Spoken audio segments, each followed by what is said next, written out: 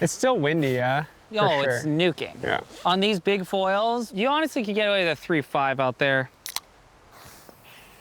I never was a fisherman at all before this. Something about like the stealthness of the foil, the strike rate with getting fish was like just absurdly high. It's the full Jabron show. Do I look like I'm ready to take on the ocean? With the knife too, yeah. I'm ready to take on the ocean. You look like you're hunting Aquaman. Oh, Aquaman, yeah. Aquaman. I'm here to hunt Aquaman. Watch out, Jason Momoa. All that for catching a fish that's probably gonna be like this big. Accessories on. Today we are going wing foil fishing.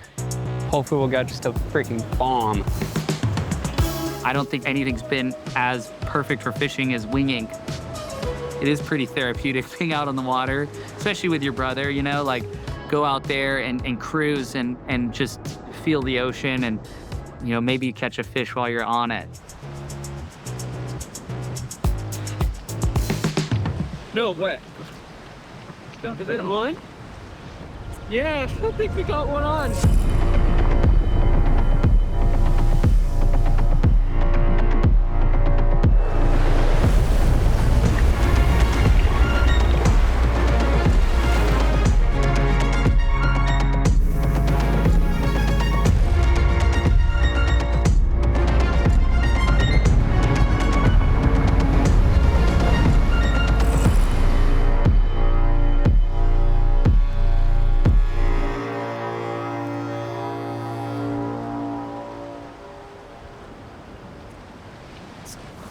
We got some good wind. I think we're ready. Making final approach is down. Rich just landed the biggest Emilu up at Baldwin. So we got to go get him on the golf cart and bring him back down. But he got a monster. Whoa. Look at that. That thing's huge. There it is. Oh. That's a monster. Dude. Wow, it's insane. There you go. Oh, dude. Thing must weigh like 15 pounds, 20 pounds maybe? Yeah, 15, 16 hopefully. That's awesome. Well, okay, so it was a mission success. We did it. First time out, I didn't catch a fish, but at least you got a fish. Hey, it was a team effort. And Hold on. That's awesome. Oh, check it out. So sick. Good job, son.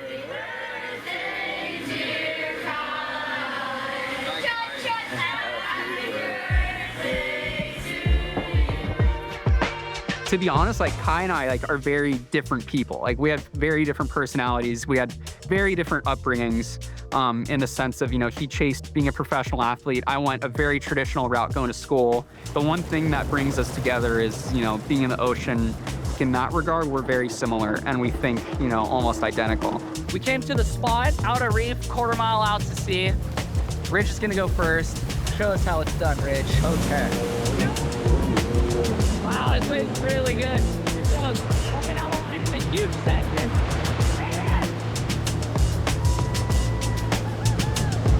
Oh, that had to hurt. All right, it's my turn.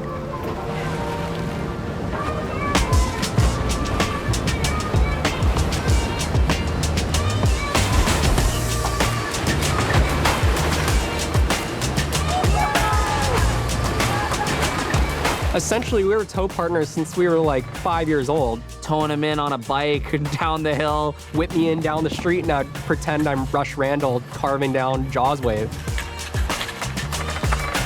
He's so under the radar until he gets on a wave, and that's where I think he really shines. Rich! It's also kind of scary because he is my younger brother, and you don't want to see your younger brother get super pounded and held underwater for a long time. Ridge down, ridge down. I feel like when we're both in the zone, like we get into this sort of in unison flow state. And that's like the times I have the most fun. It's just, it feels like we're just little kids again.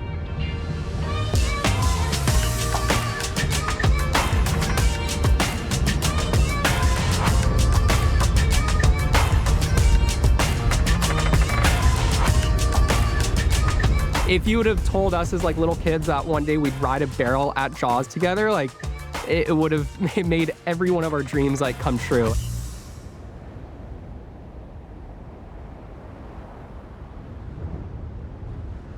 So first double barrel I ever got with anyone out at Jaws was with Nathan Florence on this super stormy day. It's 5:09 a.m. Nathan has had about 4 hours of sleep. Nathan never tow surfs, and that's the fun part. We're feeling pretty good. A little nervous. I had Kai inspect my tow board this morning, and there was a little hawing and humming. It'll work. He rocks up with his tow board, and foot straps are all hammer jank. They're just, nothing's put on right. Look at the anomaly. What is that? Well, no, that's my secret tech. That's just to help catch the chop. This is actually biotech living. I was just asking if he set this up all by himself, because it looks like it. Kai had called me one time a few years ago. He said, come tow Jaws, and I had never done anything like that. And we went out, and I just saw a glimpse into how fun it could be.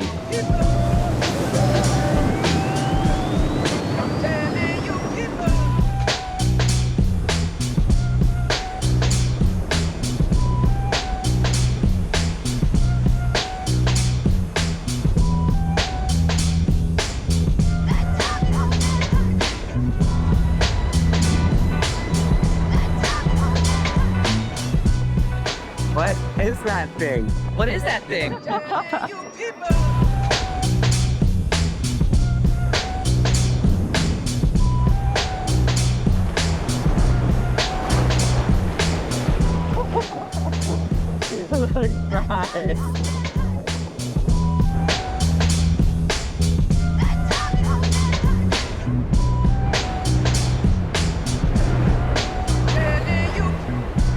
We started towing in on the same waves, and he's just the barrel wizard. And so he was in front of me, and he started just fading and fading.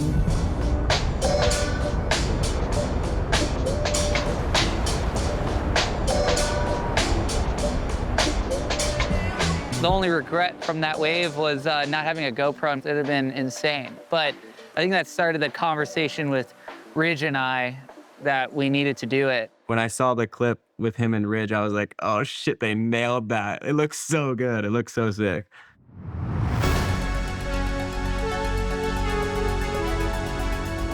When I let go of the rope, I fully didn't know if I pressed recorder on it. Like halfway down the wave, I'm literally like looking at the camera like I have to make sure I'm recording. By the time I got my bearings, I was like, oh gosh, this thing's gonna drain right now.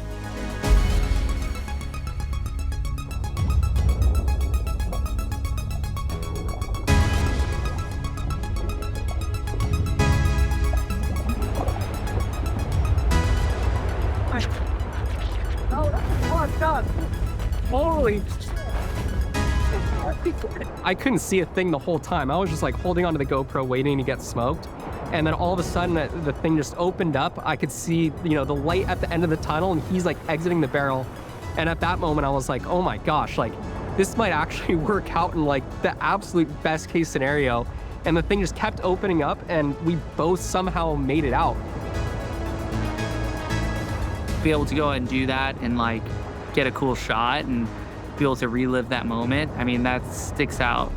I think that was like probably like the best moment we've ever shared together. It was like a culmination of like everything we dreamt of our entire lives.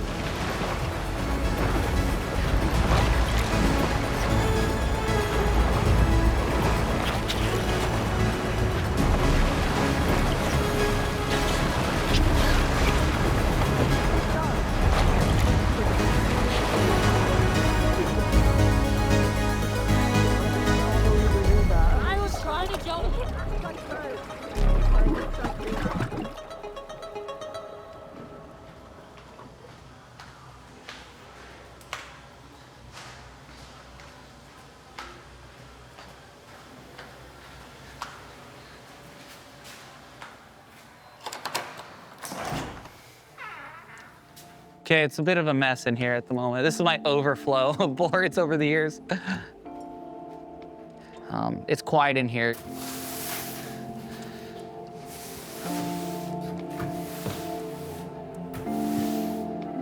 I tried doing a bunch of other stuff that wasn't surf related, and I just missed always thinking about waves and stuff. And when you're making a board, you're just imagining where you're gonna surf it. Yeah, and this is like, I think a good recovery for my head injury. Here we go. This is a replay of what we saw during the commercial break. Kai way up forward. The one thing that I'm always trying to learn how to do as an athlete is let go. Finding that flow state, being one with the moment, not needing distraction. I can remember hopping into the flow state a lot quicker when I was younger. It's been probably 10 years of not getting into flow state. I was just like, you know, breathing myself through these giant waves. All right, going down this big wave. You want all your training to allow you to do it without reminding yourself to breathe. Biggest thing with head injuries is you have to stimulate your brain, but you have to do it, I think, in different ways to recover quicker. There's more benefit from this head injury than not. It's almost felt like it was meant to happen, and I've kind of stumbled upon, you know, tools and techniques that are allowing me to heal faster, and actually now I see a way of becoming even better. Utilizing my hands and building something or shaping something is an easy way to get into the flow state. And I think once your brain can, you know, remember what it's like to hop into it, it gets easier and easier. Shaping right now has been very therapeutic. I can go in there by myself and not play any music, just be in my own head and, you know, sit back and enjoy the ride.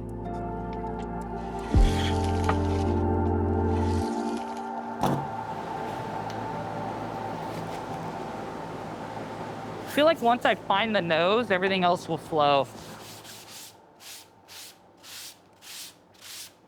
But I'm liking how it's coming out. It's looking very shortboardy. Hey, Keith.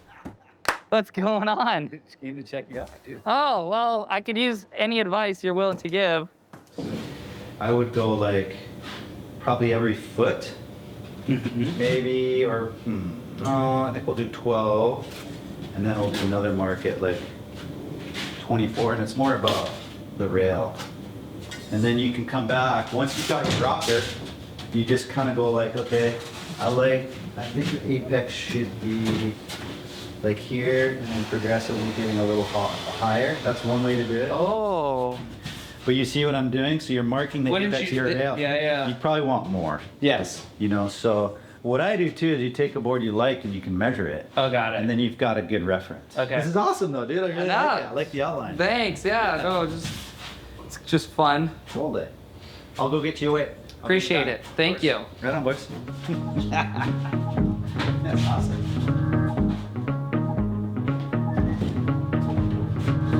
I've been working with Keith now probably 8 years. It's been an awesome partnership. He's made so many boards for me. He's continuously on a quest to make the best equipment, and I'm continually on a quest to try to find how I can be the best athlete. The best surfers in the world understand what makes their equipment tick. All right. Oh. All right. Check it out. The blend is really cool. Oh, I like what you did here. So yeah, basically I just kind of put this layer on top of it in the design and was able to keep the rail to here is exactly the same. And I just added a layer and created this shape. And I like the idea that where it's like my foot's like in this like cubby, so it's like the airflow, it's not hitting my strap as much. Yeah, totally. Well, It looks nice. I liked how it actually blends into the nose. Yeah. I like that because I wasn't sure how I was going to do that when we conceptualized it. I'm not the standard surfboard shaper, and there's nothing wrong with that. I have so much different kinds of boards that I do that I have to be open-minded. He's without doubt the best windsurf board shaper on earth. He's able to make the best big wave boards in the world.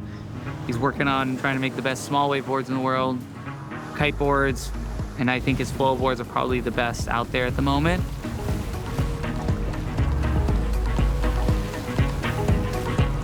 You know, Kai loves all the sports in the ocean, and I think that's given me as a shaper the opportunity to work on all these different craft. They do all feed off each other in certain ways.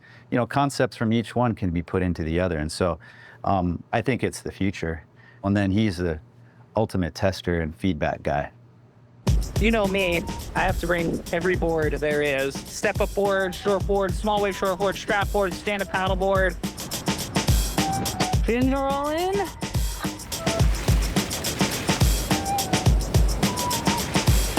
I do feel like I have an engineering mind, and I'm willing to test anything and everything, because even if I don't like the entire board, there might be something about it that I do love. Kai is so methodical. The other day he was surfing and he was trying 4 different sets of fins and he was changing, in the water. One wave, one wave, one wave. There's not a lot of people that do that. Gonna keep experimenting. These are the OG designs. And I have a bunch that I'm about to go out and test.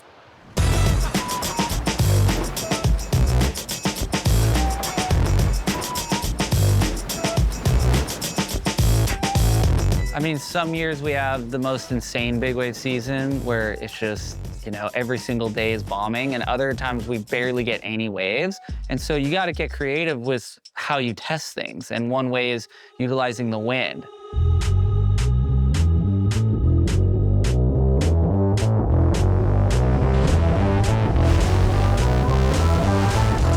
I've seen Kai take drops where I'm like, that was his knowledge in kite surfing. The days that it's windy, he's there testing. So that when it is really good, he's just riding what he knows is gonna work and what's gonna bring him to that level that he wants to be at. I don't think he's reached it. He's starting to tap into it now, and I'm stoked to be along for the ride.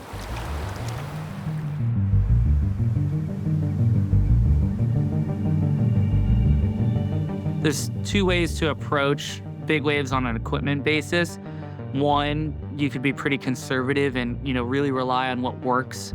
And then there's the other thing where it's like, I'm gonna try to make huge gains. It might not work, but I realized the gains that I could make when I would take pretty big risks with design innovation. Now I'm committed to it. How much farther can we continue to push it? He'll do whatever it takes to get 1% advantage on his equipment. The development of equipment, it's like our own little Formula One series. They can change a millimeter on the wing of a Formula One car and gain 1/10 of a second, which is a ton of time for them on a lap. What could it do for us? On lap, Las Vegas Grand Prix, Gallium, Cycling. I like going to those places because you might actually have an epiphany on something that could, trickle down to our sports. Big waves are different in terms of the speed and control that you're trying to seek. And until we can figure out a way to, ride much smaller boards, you really gotta be able to monitor how this thing flies through the air, because when you're surfing Jaws, you're gonna be flying through the air at one point.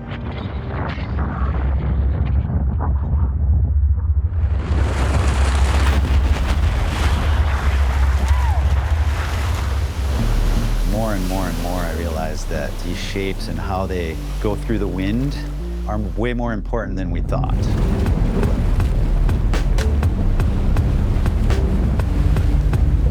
These guns have become my standard.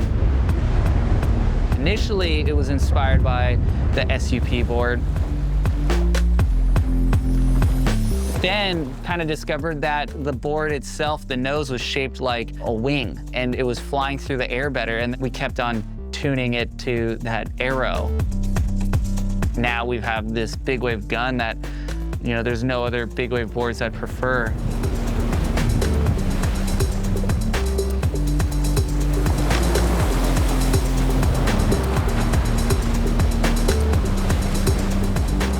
Kai first paddled out on his new paddleboard, I was just baffled. I'm like, what is that? Like, let me see it. Let me lay on it. He's like, no, you wish you could lay on this thing. I was like, damn it. He's got this secret tech. It was like this one really standout session he had where he was like very obviously paddling into waves so much earlier than everyone.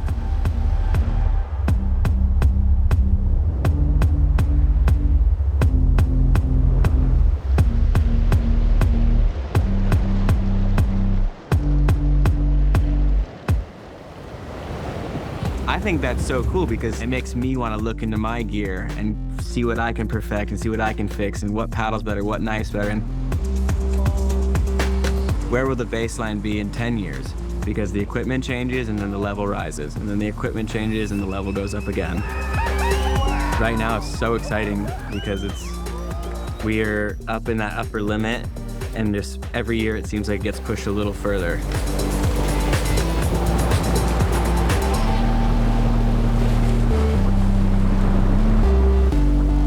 I mean, the sports keep evolving, and I think at the end of the day, everyone's sort of realizing, like, you just got to go out there and enjoy the water, enjoy whatever conditions, and the equipment can help you enjoy it even more.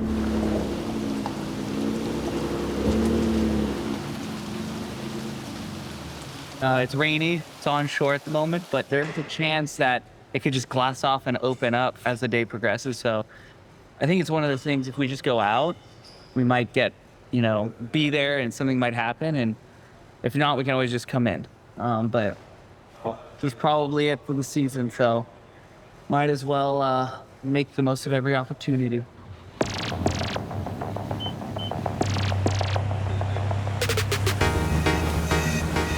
That's kind of a cool looking wave. It's fun, just a couple high lines on that thing. Guys on.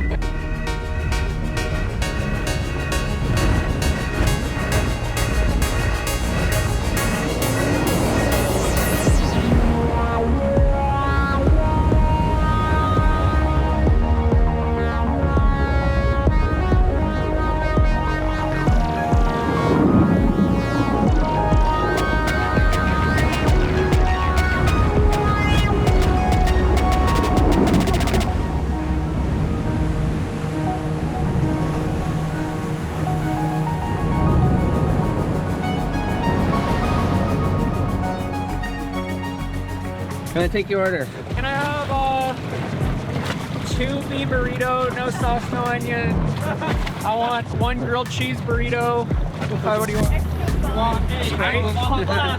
All right, just pull out front. That'll be $17.63. Thank you. Guys on the foil.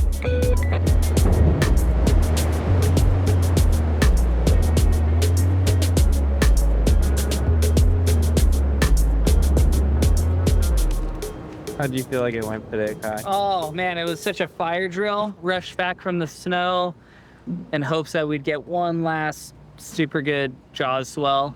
You have like expectations, but that's big wave surfing. Is 99% of the time it's like you might be getting skunked. It's just that 1% when you actually get it as good as it gets and you feel like it's on top of the world. And maybe that's why it feels so good, because it's such a finite thing.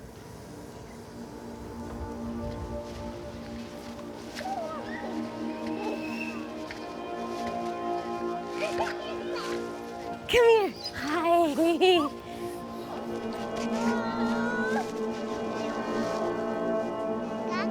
This past year, when I go to that 30,000 foot perspective and you look back down on everything, there's been a lot of stresses with, the devastating fires.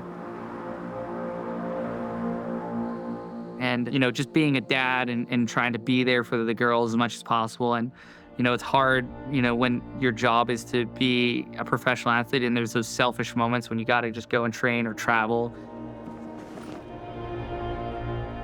Moving into a, life-changing head injury. Overall, maybe it was just something that needed to happen to take a step back. The great thing is there's another winter coming, and I'm gonna be at my best for this upcoming winter because of everything I've learned. And I think, while I've always looked inward, I think this whole experience has allowed me to look even deeper and know what I'm trying to accomplish. One, to be a better father, but then also to be a better athlete and a better big wave rider.